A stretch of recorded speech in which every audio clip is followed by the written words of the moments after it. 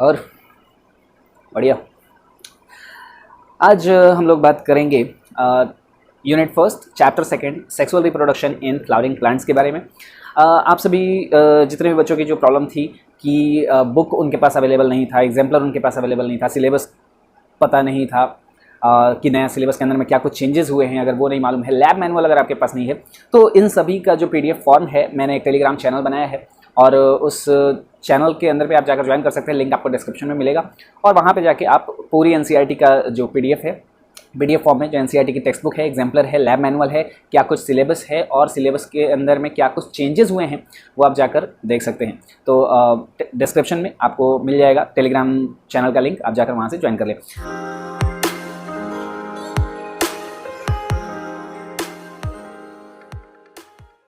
अब हम यहाँ पर बात करते हैं सेक्सुअल रिप्रोडक्शन। चैप्टर 2 है हमारा sexual reproduction in flowering plants.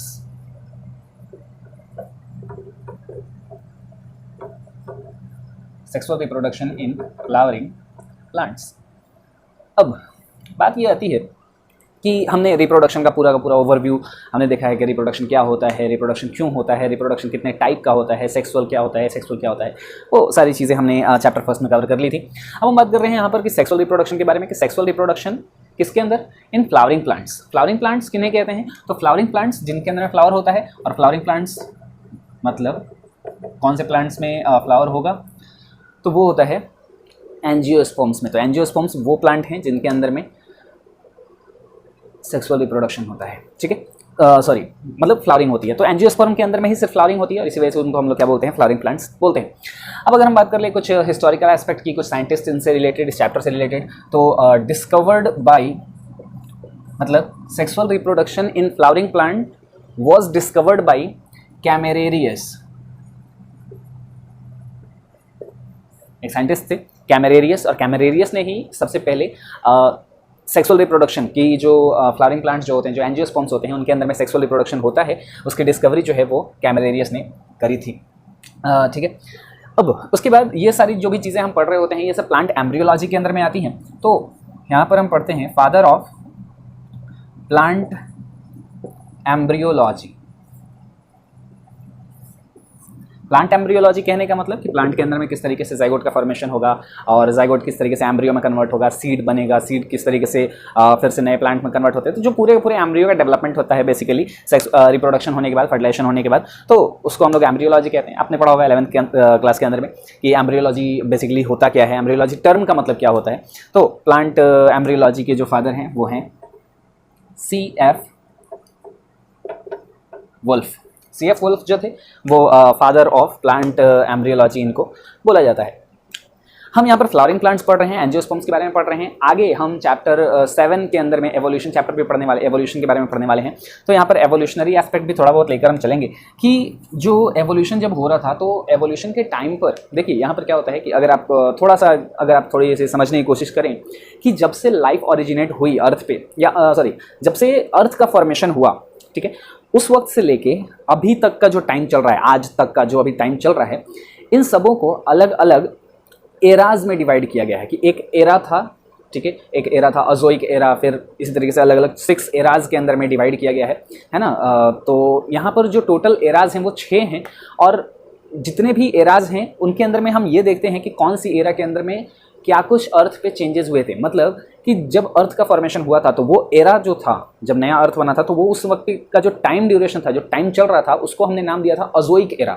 मतलब उस वक्त पे जहाँ पर अर्थ पे कोई भी लाइफ मौजूद नहीं थी, ठीक है। तो उसी तरीके से अलग अलग एराज के अंदर में डिवाइड किया गया है, और उसी के अंदर में आता है अभी का जो हमारा एरा चल रहा है, ये सीनोजोइक एरा चल रहा है। ये एवोल्यूशन के अंदर में हम, जैसे कि अगर आप हिंदू माइथोलॉजी को अगर हम फॉलो करते हैं तो वहाँ पर हम देखते हैं कि सबसे पहले सतयुग था, फिर त्रेता, द्वापर, कलयुग, इस तरीके से हम लोग क्या कर रहे हैं, टाइम को डिवाइड कर रहे हैं ना, कि अलग अलग युगों में बांट रहे थे। तो उसी तरीके से साइंस के अंदर में क्या किया जाता है कि उनको एराज में डिवाइड किया जाता है, और कौन सी एरा में क्या मेजर सिग्निफिकेंट चेंज हुआ अर्थ पे, कौन से ऑर्गेनिज्म बने, कौन से ऑर्गेनिज्म का डेवलपमेंट ज़्यादा हुआ, वो सारी चीज़ें हम आगे एवोल्यूशन चैप्टर में पढ़ेंगे। तो फिलहाल अगर हम एंजियोस्पर्म की बात कर लें, तो जो मीजोजोइक एरा था, मीजोजोइक एरा ये 5वां एरा है, ठीक है, 5th एरा है ये मीजोजोइक एरा। आपको अभी के लिए बस नाम याद रख लेने हैं। मीजोजोइक एरा जो है, यहाँ पर फर्स्ट एंजियोस्पर्म वॉज ऑरिजिनेटेड। सबसे पहले जो एंजियोस्पर्म्स हैं वो कौन सी एरा में बने थे, कौन सी एरा में डेवलप हुए थे, तो मीसोजोइक एरा में। मीसोजोइक एरा वो एरा था जहाँ पर एंजियोस्पर्म सबसे पहले डेवलप हुए थे। और सीनोजोइक एरा जो अभी चल रहा है, सीनोजोइक एरा, ये सीनोजोइक एरा जो है ये गोल्डन पीरियड है एंजियोस्पर्म का, गोल्डन पीरियड ऑफ एंजियोस्पर्म। अब गोल्डन पीरियड किसको कहते हैं, तो आगे एवोल्यूशन चैप्टर के अंदर में ही हम लोग पढ़ेंगे कि कोई सा भी ऐसा टाइम ड्यूरेशन, ऐसा पीरियड, ऐसा टाइम, ऐसा एरा, ऐसा समय जिस वक्त पे किसी एक पार्टिकुलर ऑर्गेनिज्म की सबसे ज़्यादा ग्रोथ हो, जो उस टाइम जो है उस टाइम पर उसके लिए मोस्ट फेवरेबल कंडीशन हो, तो इसकी वजह से सबसे ज़्यादा ग्रोथ जिस टाइम पर होगी उसको उसका गोल्डन पीरियड बोला जाता है। तो सीनोजोइक एरा वो एरा है जहाँ पर, मतलब अभी का जो एरा है, ये टाइम जो है ये एंजियोस्पर्म्स के लिए सबसे ज़्यादा फेवरेबल है। तो इस वजह से एंजियोस्पर्म्स इस वक्त पे सबसे तेज़ी से ग्रो कर रहे हैं पूरे अर्थ पे, सीनोजोइक एरा के अंदर में ग्रो हुए, मतलब हो चुके, और इसी वजह से इसको गोल्डन पीरियड बोला जाता है या गोल्डन एरा बोला जाता है, गोल्डन एरा ऑफ एंजियोस्पर्म। ठीक है, तो ये सारी चीज़ें जो हैं ये कुछ जनरल सी बातें हैं, आप इसको नोट डाउन कर लेंगे। चलिए अब आगे हम बात करते हैं यहाँ पर कि ऑब्वियसली जब हम बात कर रहे हैं फ्लावरिंग प्लांट्स के अंदर में सेक्सुअल रिप्रोडक्शन की, तो एंजियोस्पर्म्स के अंदर में जो रिप्रोडक्टिव स्ट्रक्चर होगा वो कौन सा होगा, मतलब रिप्रोडक्टिव ऑर्गन कौन सा होगा। जैसे एक प्लांट है तो किसी भी प्लांट के अंदर में रूट, स्टेम, लीफ वगैरह सारी चीज़ें होती हैं। रूट होता है, स्टेम होगा, लीफ होता है, बर्ड्स होते हैं, फ्लावर होता है, फ्रूट्स होता है ना। तो इन सबों के अंदर में हम बात कर रहे हैं कि कौन से पार्ट से प्लांट रिप्रोडक्शन करेगा, तो वो प्लांट होगा, वो पार्ट होगा flower. Flower is the reproductive organ in angiosperms. Angiosperm के अंदर में रिप्रोडक्टिव ऑर्गन जो होता है वो कौन सा होता है, फ्लावर होता है। वो फ्लावर से ही रिप्रोडक्शन करते हैं। और ये जो फ्लावर होता है वो किस चीज़ का मॉडिफिकेशन होता है, हालांकि अगर हम देखें तो यहाँ पर तीन ही चीज़ें मेनली होती हैं प्लांट के अंदर में, रूट, स्टेम और लीफ। तो अब यहाँ पर जैसे कि हम बात करते हैं कि प्लांट के अंदर में और कोई सा भी पार्ट बन रहा है तो वो किसी ना किसी चीज़ का मॉडिफिकेशन होता है। तो जैसे अगर हम बात करें फ्लावर की, तो फ्लावर जो है is the modification of shoot. एक शूट का मॉडिफाइड फॉर्म है। शूट क्या होता है, तो प्लांट का वो पार्ट जो ग्राउंड के ऊपर होता है उसको हम लोग, पूरे पार्ट को हम लोग कहते हैं शूट, और जो भी प्लांट का वो पार्ट जो कि नीचे होता है उसको हम लोग कहते हैं रूट। सिंपल, आप ऐसे समझ लेंगे कि जो भी ग्राउंड के नीचे होता है उसको रूट कहते हैं, जो भी ग्राउंड के ऊपर होता है उसको शूट कहते हैं। और शूट में ही क्या होता है, तो रूट तो हो गया अंडरग्राउंड पार्ट, और स्टेम और लीफ, मैंने कहा कि ये तीन ही चीज़ें होती हैं। तो शूट में क्या आ जाता है, स्टेम और लीफ, यानी कि flower is the modification of shoot, यानी कि ये लीफ और स्टेम का एक मॉडिफाइड फॉर्म है। ठीक है, किन किन चीज़ों से बना हुआ है ये, मतलब इसके अंदर में कौन कौन से मेन पार्ट क्या है, वो स्टेम का ही एक मॉडिफाइड फॉर्म है और उसके अंदर में लीफ लगे हुए हैं। तो फ्लावर जो है वो कुछ इस तरीके का होता है। साथ साथ में आप जल्दी जल्दी लिखते भी चलेंगे, यहाँ पर अभी कोई खास इन्फॉर्मेशन नहीं आ रही है। अब आगे यहाँ पर कुछ और भी चीज़ें अगर हम देखें कि कैसे ये मॉडिफिकेशन है शूट का, तो यहाँ पर होता क्या है, अगर हम एक टिपिकल फ्लावर की जैसे बात कर लें, यहाँ पर एक और पॉइंट आता है कि जब भी हम लोग एंजियोस्पर्म के बारे में पढ़ेंगे, जब फ्लावरिंग प्लांट के बारे में पढ़ेंगे, तो हम कौन से किसी एक एग्जाम्पल हमको लेना होगा कि कौन सा एक प्लांट का हम एग्जाम्पल लेकर और पूरे चैप्टर के अंदर में चलेंगे कि हम इसी प्लांट का एग्जाम्पल लेकर चलेंगे ताकि हमको पढ़ने में आसानी हो। ऐसा नहीं कि हम कोई एक पार्ट किसी एक प्लांट का पढ़ लिया, स्टामेन किसी और प्लांट का पढ़ रहे हैं और कार्पेल किसी और प्लांट का पढ़ रहे हैं, तो ऐसा नहीं होगा। तो यहाँ पर क्या होता है कि एक प्लांट आता है जिसको हम कहते हैं Capsella. Capsella carries all important angiospermic characters. That's why it is considered as typical angiosperm. इसको हम लोग टिपिकल एंजियोस्पर्म कहते हैं। मतलब कि जब हम एंजियोस्पर्म की बात करते हैं, हम जानते हैं कि किसी भी एक प्लांट ग्रुप की हम बात करें या किसी भी एनिमल ग्रुप की बात कर लें, किसी ऑर्गेनिज्म की ग्रुप की बात कर लें, जैसे अगर हमको पढ़ना हो वर्टिब्रेटा, तो वर्टिब्रेटा ग्रुप के बारे में जब हम बात कर रहे हैं तो वर्टिब्रेटा एग्जाम्पल जब हम लोग लेके पढ़ते हैं तो किसी न किसी एक एनिमल का एग्जाम्पल लेकर पढ़ेंगे। लेकिन जब हम किसी एक एनिमल का एग्जाम्पल जैसे ह्यूमन का एग्जाम्पल लेकर हम पढ़ेंगे वर्टिब्रेटा में, तो ऐसा तो है नहीं कि वर्टिब्रेटा के सारे कैरेक्टर जो हैं वो हम ह्यूमन का एग्जाम्पल लेकर पढ़ रहे हैं तो सारे के सारे कैरेक्टर ह्यूमन में होगा ही। हम तो ह्यूमन का एग्जाम्पल लेकर पढ़ रहे हैं, लेकिन हमको वर्टिब्रेटा में बताने होंगे कि जो फोर लिम्ब होता है वो विंग्स में कन्वर्ट हो जाता है, लेकिन ह्यूमन में तो विंग्स होते ही नहीं है। तो क्या होगा कि हमको एक ऐसा एग्जाम्पल ढूंढना होगा कि मोर और लेस लगभग सारे कैरेक्टर उसके अंदर में हों, जनरली सारे के सारे जितने भी जनरल कैरेक्टर्स होते हैं वो सब उस ऑर्गेनिज्म में हो, और वही हमको परफेक्ट एग्जाम्पल माना जाता है, उसको हम लोग टिपिकल ऑर्गेनिज्म कहते हैं। तो उसी तरीके से एंजियोस्पर्म की स्टडी करने के लिए यहाँ पर जो टिपिकल एंजियोस्पर्म होता है वो होता है कैप्सुला। कैप्सुला एक ऐसा प्लांट है जहाँ पर ये प्लांट के अंदर में हमको सब कुछ क्लियर नज़र आता है कि हाँ इसके अंदर में जो अपना कैलिक्स है वो किस तरीके का है, कोरोला कैसा है, वहाँ पर एंड्रोसियम है, गाइनोसियम है, उसके अंदर में बिल्कुल पॉलन ग्रेन वगैरह हमको काफ़ी आसानी से नजर आते हैं, बिल्कुल क्लियर नजर आता है। तो इसी वजह से स्टडी के लिए वो सबसे परफेक्ट माना जाता है। तो पॉइंट आ जाता है कि Capsella carries all important angiospermic characters, that is why it is considered as typical angiosperm. अब बहुत सारे ऐसे भी एग्जाम्पल होते हैं जिसके अंदर में कुछ एक्सेप्शन भी होता है, तो वो एक्सेप्शन भी नहीं होना चाहिए उस एग्जाम्पल में। तो यहाँ पर ये क्या होता है कि सारे के सारे इसमें जनरल कैरेक्टर्स होते हैं, तो इसी वजह से हम इसको क्या मान लेते हैं, टिपिकल एंजियोस्पर्म। आप इसको नोट डाउन कर लेंगे। अब हम लोग बात कर लेते हैं, देखते हैं कि जो फ्लावर है वो कैसा होता है और उसके अंदर में क्या कुछ चीज़ें होती हैं। एक टिपिकल फ्लावर जो होगा, एंजियोस्पर्म जो होगा, उसके अंदर में जो रिप्रोडक्टिव ऑर्गन होगा वो कैसा होगा और उसके अंदर में कौन कौन सी चीज़ें होंगी। हमने अभी बताया आपको कि flower is the reproductive unit. Flower जो होता है वो क्या होता है, इज़ दी रिप्रोडक्टिव यूनिट। पहली बात कि ये रिप्रोडक्टिव यूनिट होगा, और रिप्रोडक्टिव यूनिट इस वजह से है क्योंकि इसी के अंदर में गैमेट्स का फॉर्मेशन होता है। रिप्रोडक्टिव ऑर्गन होता है, यूनिट नहीं, हम ऑर्गन बोल सकते हैं। Flower is the reproductive organ in angiosperm, अभी हमने लिखा ये पॉइंट। तो ये होगा, और उसके बाद हमने लिखा कि फ्लावर जो है वो किस चीज़ का मॉडिफिकेशन है, शूट का एक मॉडिफिकेशन। और शूट के अंदर में क्या कुछ चीज़ें आती हैं, स्टेम और लीफ। तो यहाँ पर अगर हम लोग देखें तो किसी एक फ्लावर का एग्जाम्पल अगर हम लेकर चलें तो यहाँ पर हमें फ्लावर कुछ इस तरीके का नज़र आता है, जहाँ पर मेनली 4 चीज़ें हमको देखने मिलती हैं।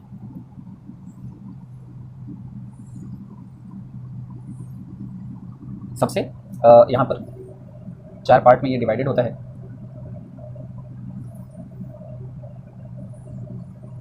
कुछ इस तरीके का कैप्सुला की हम बात कर रहे हैं, हम कैप्सुला का ही एग्जांपल लेकर चलेंगे। यहाँ पर जो कुछ भी चीज़ें जो भी हम स्टडी कर रहे हैं और इस चैप्टर के अंदर में जो कुछ भी हम एंजियोस्पर्म के बारे में बात करेंगे वो सब कैप्सुला के बारे में होंगी, ठीक है। तो हम कैप्सुला को ही मानकर ये सारी चीज़ें पढ़ रहे हैं कि कैप्सुला के अंदर में ऐसा होता है, इस वजह से हम उसको कंसिडर करते हैं, वैसा हम लोग पढ़ते हुए चलते हैं। अब अगर हम लोग बात कर लें यहाँ पर कि क्या कुछ चीज़ें हैं, तो इसको हम लोग कहते हैं पेडिसील। सबसे लास्ट वाला पार्ट, अगर आप कोई सा भी फ्लावर देखें, अगर आपने ऐसा फ्लावर नहीं देखा होगा तो आपने हिबिस्कस देखा होगा। हिबिस्कस जो अड़हुल का पौधा होता है,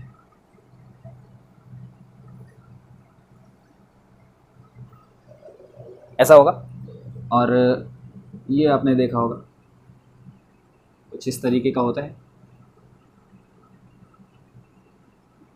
हिबिस्कस जो होता है, अड़हुल जिसको हम लोग कहते हैं, तो वहाँ पर क्या कुछ चीज़ें होती हैं, तो वो कुछ इस तरीके का होता है। तो वहाँ पर जहाँ जो डंडी होती है, जहाँ से हम लोग फ्लावर को तोड़ते हैं, तो वो पार्ट क्या है, ये पेडिसील है, ठीक है। तो ये पेडिसील है, और ये जो है अगर आपने देखा हो कि उसके जितने भी ये कलरफुल पार्ट होता है, ये वाला जो पोर्शन हमने बनाया है ये क्या है, ये कलर्ड पार्ट होता है जो रेड कलर का नज़र आता है अपने को, है ना। और वो जो रेड कलर का जो पूरा पूरा पोर्शन होता है उसको अगर आप उखाड़ें तो वो अंदर में जाके ये वाला ग्रीन वाला पोर्शन, ये जो बाहर से लगा हुआ होता है उसको कवर किए हुए होता है, ये ग्रीन वाला पोर्शन होता है ना। और ग्रीन वाले पोर्शन के अंदर में ही क्या होगा कि वो पूरा का पूरा रेड वाला जो पेटल्स होते हैं वो लगे हुए होते हैं। तो उसको जब हम उखाड़ते हैं तो वो सारा का सारा पार्ट जो है वो एक बेस के साथ जुड़ा हुआ होता है, ठीक है। और ये जो है जो बेस होता है इसको हम लोग यहाँ पर छोटे छोटे लीफ लाइक स्ट्रक्चर होते हैं, अगर आपने कभी ध्यान से देखा हो तो जहाँ से हम लोग तोड़ देते हैं उस फ्लावर को, तो उसके बाद उसके ठीक ऊपर यहाँ पर जो सॉलिड पार्ट यहाँ से स्टार्ट होता है, ये वाला पार्ट तो बिल्कुल ही हॉलो सा होता है, लेकिन यहाँ से जहाँ सॉलिड पार्ट होता है वहाँ पर छोटे छोटे पत्ते लगे हुए होते हैं, इसको हम लोग कहते हैं ब्रैक्ट। इसे हम लोग क्या कहते हैं, ब्रैक्ट। इसके बारे में भी एक पॉइंट हम लोग लिख लेंगे कि flowers arises at the axil of bract.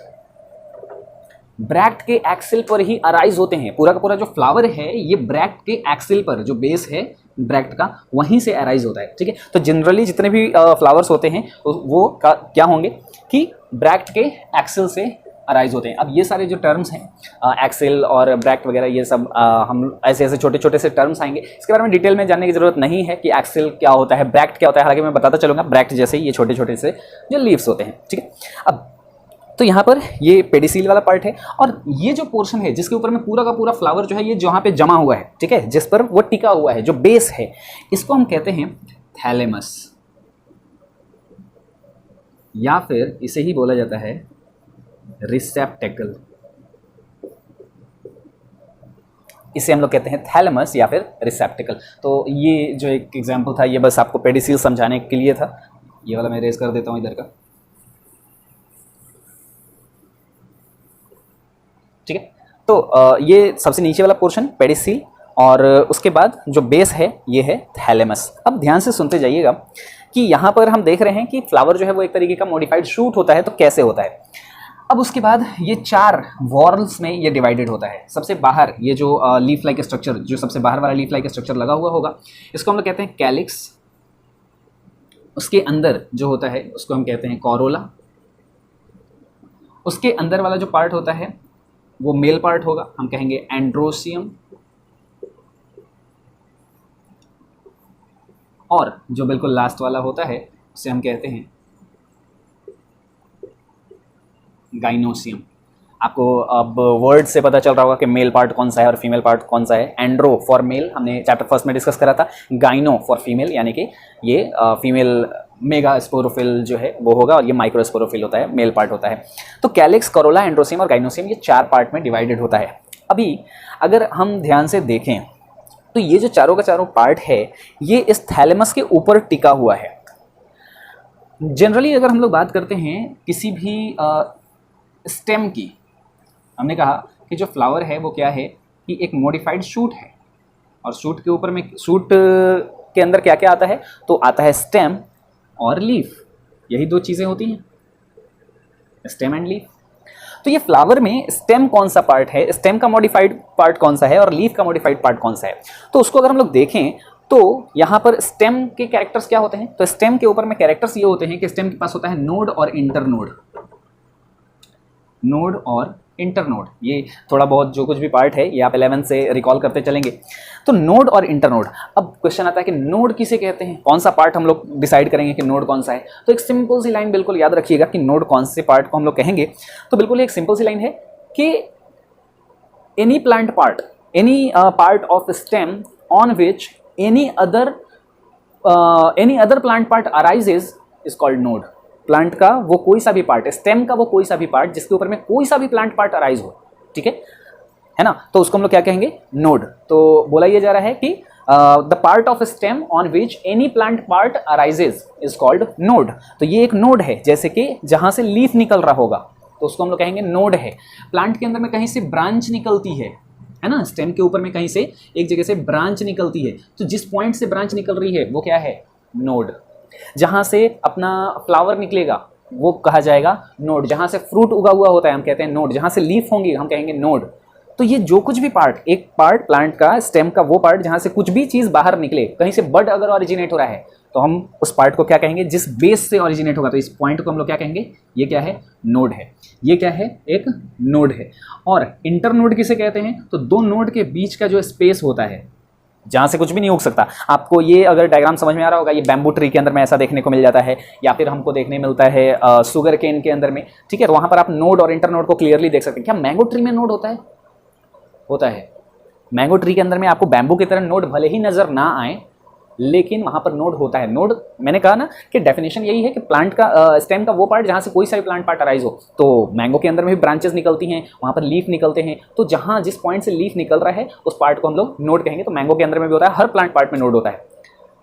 ध्यान से सोच के बताइएगा कि बनाना प्लांट के अंदर में, जो केले का पेड़ होता है, उसमें नोड होता है या नहीं होता है?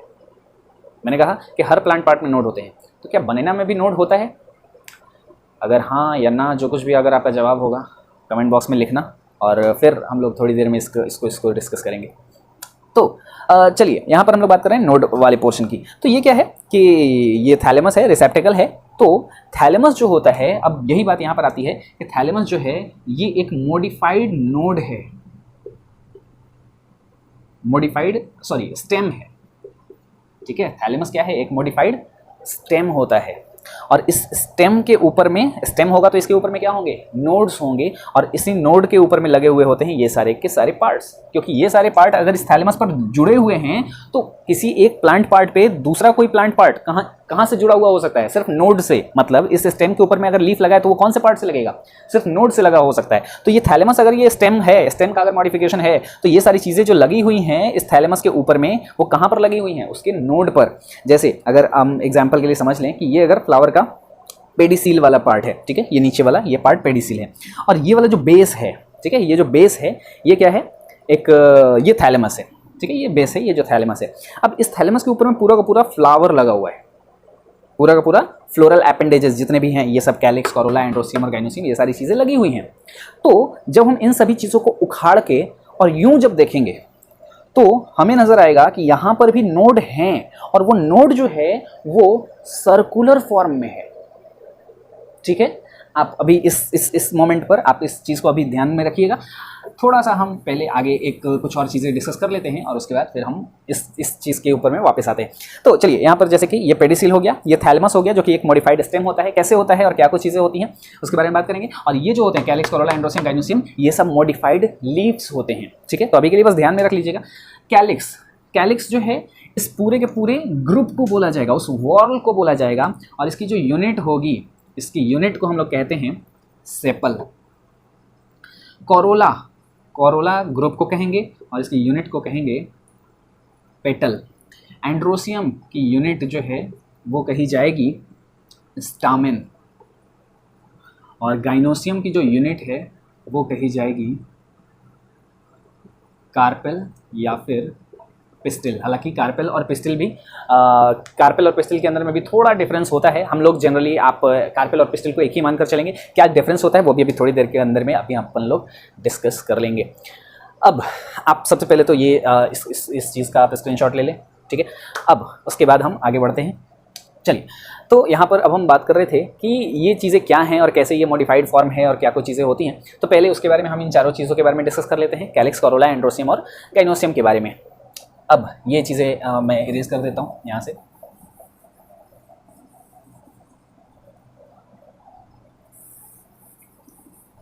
आपकी कॉपी में अगर आप जब लिखें या अगर साथ साथ लिख रहे हों तो इसके इधर जगह होगी आपके, तो आप उधर में मेंशन कर देना। मैं इधर में लिख देता हूँ। तो जो कैलिक्स है और कोरोला है, ये दोनों पार्ट, जैसे हमने बात करी कि एंड्रोसियम और गाइनोसियम, सबसे पहला पार्ट होता है कैलिक्स, दूसरा होता है कोरोला, तीसरा होता है एंड्रोसियम और चौथा पार्ट होता है गाइनोसियम। ठीक है, तो कैलिक्स जो है और जो कोरोला है, इसके अंदर में कोई सा भी गैमेट का फॉर्मेशन नहीं होता है। एंड्रोसियम जो है वो स्टामेन है, ये मेल पार्ट है, मतलब इसके अंदर में मेल गैमेट का फॉर्मेशन होता है। गाइनोसियम एक फीमेल पार्ट है, मतलब इसके अंदर में फीमेल गैमेट का फॉर्मेशन होगा, है ना। तो ये दोनों क्या है, प्लांट का वो पार्ट। पहले भी मैंने इस वर्ड को डिस्कस करा था कि प्राइमरी सेक्स ऑर्गन और सेकेंडरी सेक्सुअल ऑर्गन। तो प्राइमरी सेक्सुअल ऑर्गन उन ऑर्गन को कहते हैं जिसके अंदर में गैमेट बनता है, और एक्सेसरी सेक्सुअल ऑर्गन या सेकेंडरी सेक्सुअल ऑर्गन उनको कहा जाता है जिसके अंदर में गैमेट तो नहीं बनता लेकिन फिर भी वो रिप्रोडक्शन में हेल्प करते हैं। तो उसी तरीके से यहाँ पर मेल गैमेट और इसमें बन रहा है फीमेल गैमेट। तो इसको हम, इन दोनों ऑर्गन्स को हम लोग कहेंगे प्राइमरी सेक्सुअल ऑर्गन्स, इन दोनों को, गाइनोसियम और एंड्रोसियम को। और कैलिक्स और कोरोला को हम लोग कहते हैं accessory sexual organ. Accessory sexual organ, या फिर इसको बोल दिया जाता है सेकेंडरी सेक्सुअल ऑर्गन। ठीक है, सेकेंडरी सेक्सुअल ऑर्गन भी बोल दिया जाता है, या फिर इसको सिर्फ एक्सेसरी ऑर्गन बोल दिया जाता है। इसको रिप्रोडक्टिव ऑर्गन बोला जाता है, इसको एक्सेसरी ऑर्गन भी बोल दिया जाता है। हालांकि रिप्रोडक्टिव ऑर्गन तो पूरा का पूरा फ्लावर ही है। तो इस वजह से हम लोग क्या कहते हैं, ये दोनों प्राइमरी सेक्सुअल ऑर्गन और ये दोनों सेकेंडरी सेक्सुअल ऑर्गन। क्यों? क्योंकि ये दोनों जो हैं वो रिप्रोडक्शन, ये गैमेट का फॉर्मेशन नहीं कर रहे हैं, जबकि ये दोनों गैमेट का फॉर्मेशन कर रहे हैं। ये सिर्फ रिप्रोडक्शन में हेल्प करते हैं। ठीक है, अब इन चारों चीज़ों के बारे में हम थोड़ा और भी डिटेल में डिस्कस कर लेते हैं। ये चीज़ें आप लिख लिए होंगे। आगे बढ़ते हैं। और यहाँ पर हम इन चारों पार्ट्स के बारे में डिस्कस करते हैं कि क्या होता है पहले, और उसके बाद फिर हम फ्लावर के उस पॉइंट पर आएंगे जहाँ पर हमने अभी बात करी है कि कैसे वो स्टेम का मॉडिफिकेशन है और किन चीज़ों का मॉडिफिकेशन है। पहला आता है कैलिक्स, दूसरा है अपना कोरोला, तीसरा है एंड्रोसियम एंड फोर्थ होगा गाइनोसियम। ठीक है, अब यहाँ पर हम लोग बात कर रहे हैं कि कैलिक्स, पहले हम कैलिक्स के कैरेक्टर पढ़ते हैं। सबसे पहले बात कर लें यूनिट की, तो अभी हमने बात करी कि कैलिक्स की जो यूनिट होगी वो होगी सेपल, पहली बात। आउटर मोस्ट होता है, आउटर मोस्ट वॉर्ल है, ये सबसे बाहर में प्रेजेंट होता है। ठीक है, उसके अलावा ये ग्रीन कलर के होते हैं, ग्रीन इन कलर, और अगर ये ग्रीन कलर के होंगे तो कई बार हमको फोटोसिंथेटिक भी होते हैं, ये इसके अंदर फोटोसिंथेसिस भी हो सकता है। साथ ही इनका काम क्या होगा, तो protect flower in bud stage, जब फ्लावर जो है जब बड होता है, आप कैप्सिला अगर आपने नहीं देखा है तो आप कैप्सिला की जगह जो हिबिस्कस प्लांट का एग्जांपल मैंने जो आपको बताया उड़हुल वाला, आप उसका एग्जांपल ले सकते हैं। तो जो वो जब बड स्टेज में होता है, जब कली होती है, तो आपने देखा होगा कि वो ग्रीन कलर से वो प्रोटेक्टेड होता है, ढका हुआ होता है। तो फ्लावर को मतलब रिप्रोडक्टिव ऑर्गन को जो मेन होते हैं उनको प्रोटेक्ट करने के काम आता है, और साथ ही प्रिवेंट्स ट्रांसपीरेशन,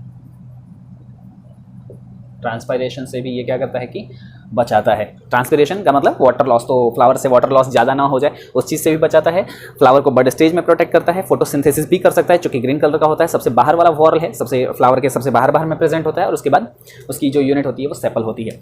और जस्ट उसके ही अंदर सेकेंड नंबर पे कैलिक्स के जस्ट अंदर में प्रेजेंट होगा कोरोला, इसकी जो यूनिट होगी वो होगी पेटल्स।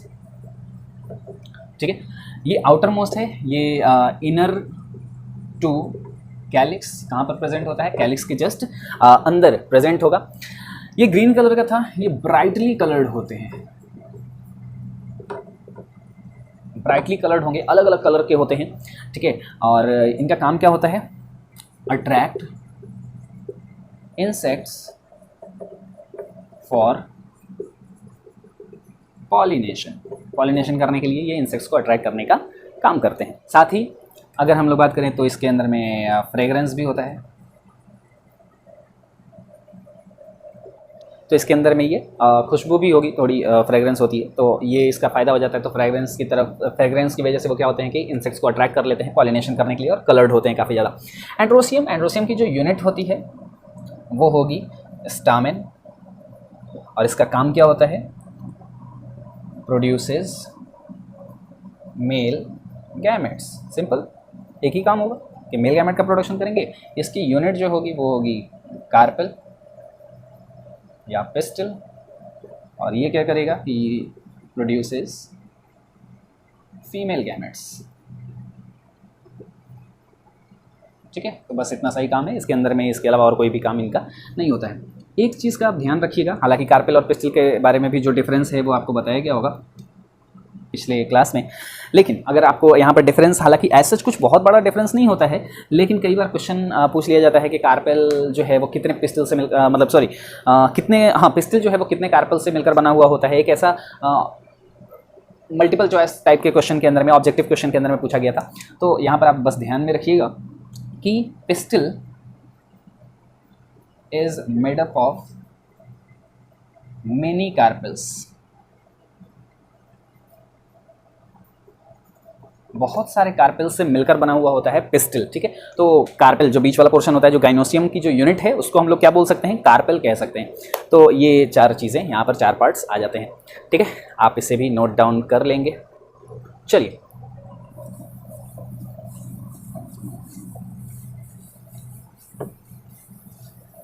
अब हम बात कर रहे हैं उस चीज़ के बारे में कि थैलेमस,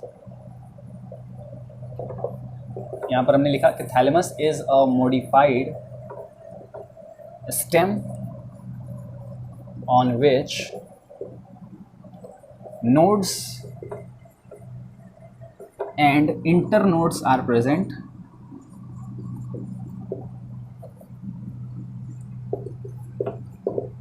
अभी आपको बताया कि जो थैलेमस होते हैं वो क्या होते हैं, एक तरीके के मॉडिफाइड स्टेम होते हैं, और स्टेम के ऊपर में हम लोग जानते हैं क्या प्रेजेंट होता है, नोड्स और इंटरनोड्स प्रेजेंट होता है। ये तो होगी पहली बात। अगर नोड्स और इंटरनोड्स यहाँ पर प्रेजेंट हैं तो नोड्स और इंटरनोड्स कैसे होंगे, तो अगेन यहाँ पर अगर हम लोग देखें तो nodes are present very close to each other. Nodes जो है वो काफ़ी पास पास में होंगे, इसके बारे में भी हम आगे अभी डिस्कस करेंगे। And internodes are highly reduced.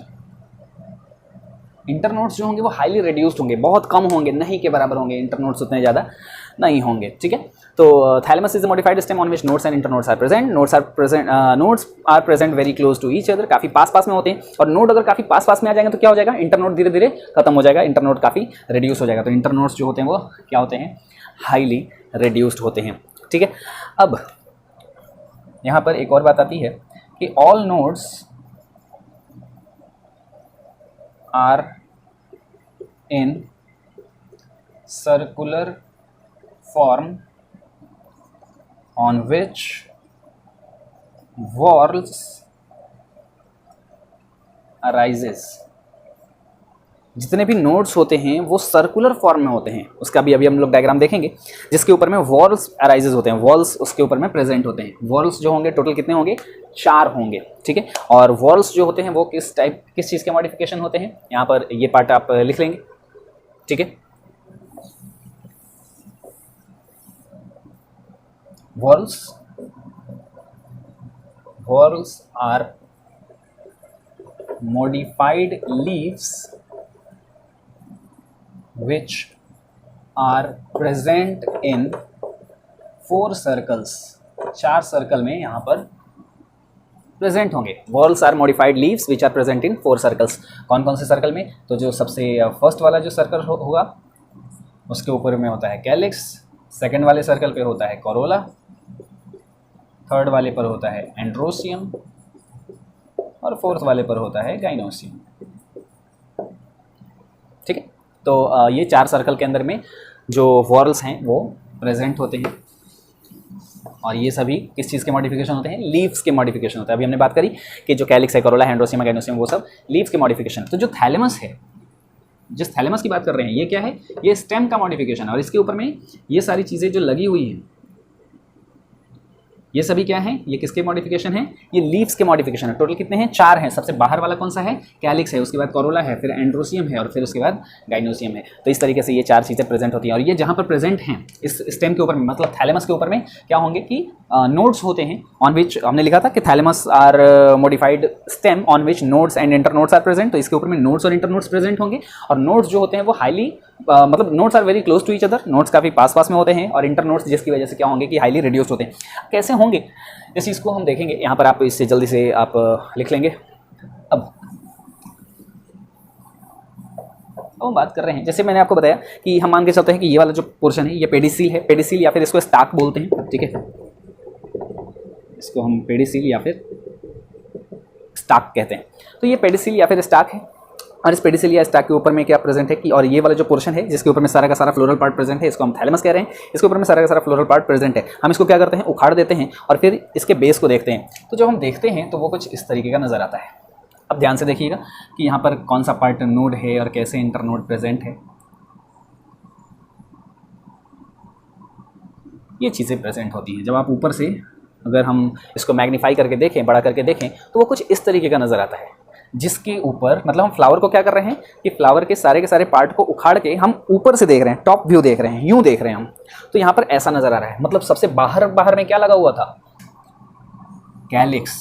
ये सारे फ्लोरल पार्ट जो लगे हुए थे ये सभी क्या थे, ये सब सेपल्स थे जो इसके ऊपर में लगे हुए थे, और इन सेपल्स को के ही ग्रुप को हम लोग क्या कह रहे थे, कैलिक्स। अब आ रही होगी बात समझ में, इस चीज़ को अभी इरेज कर देता हूँ। तो ये सबसे बाहर वाला वॉर्ल है, वॉर्ल का मतलब सर्कल के अंदर में प्रेजेंट होना। तो ये सबसे बाहर वाला वॉर्ल है। टोटल कितने वॉर्ल होंगे, 4 होंगे। तो ये सब लीफ के मॉडिफिकेशन है।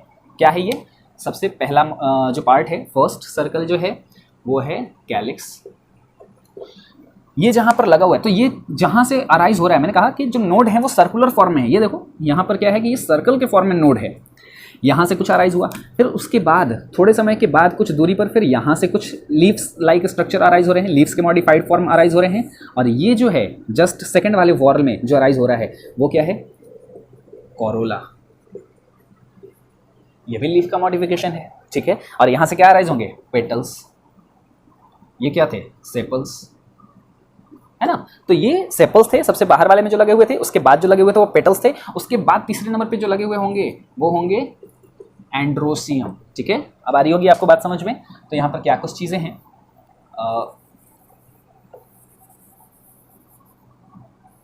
इस तरीके से हम लिख लेते हैं।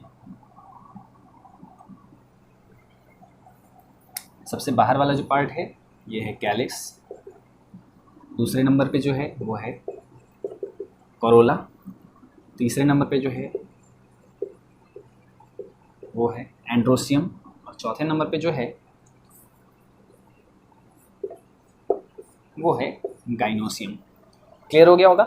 तो इस वजह से हम लोग क्या कह रहे हैं कि जब फ्लावर को हम लोग ऊपर से देखते हैं तो अब हमको समझ में आता है कि नहीं, ये स्टेम का ही मॉडिफिकेशन है। तभी तो यहाँ पर क्या है कि इसके ऊपर में नोड हैं और दोनों के बीच बीच में इंटरनोड्स हैं। लेकिन हमने कहा कि इंटरनोड्स जो होते हैं वो हाईली रिड्यूस्ड होते हैं, मतलब नोड्स ये आपस में इतने ज़्यादा चिपके हुए होते हैं कि आपको समझ में नहीं आएगा कि ये कैलिक्स कहाँ से अराइज हुआ है, और लगेगा कि उसी के पास से कोरोला भी अराइज हुआ है। लेकिन ऐसा नहीं होता है, वहाँ पर 4 अलग अलग वॉर्ल होते हैं।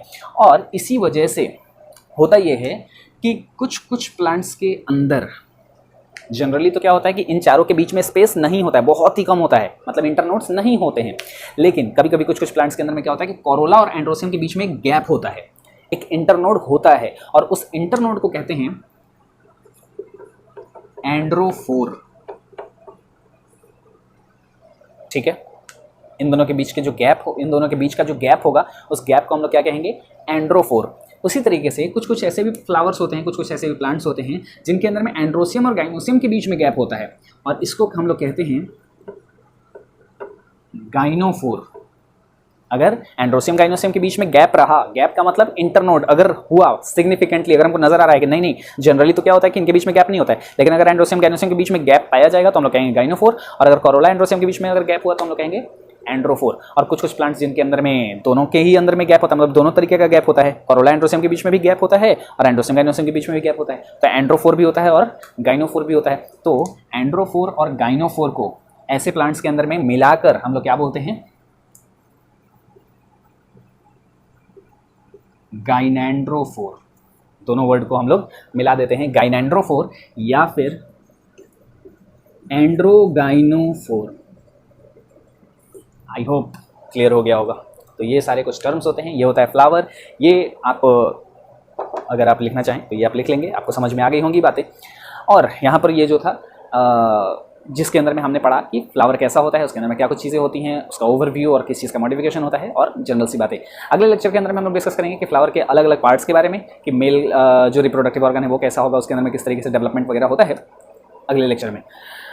अगर आपको ये वीडियो पसंद आया तो लाइक कीजिए, शेयर कीजिए, सब्सक्राइब कीजिए। अगर कुछ भी डाउट होगा तो आप कमेंट बॉक्स में लिख दीजिएगा। साथ ही आप टेलीग्राम चैनल का लिंक जो है, टेलीग्राम चैनल को आप ज्वाइन करना ना भूलें। Thank you.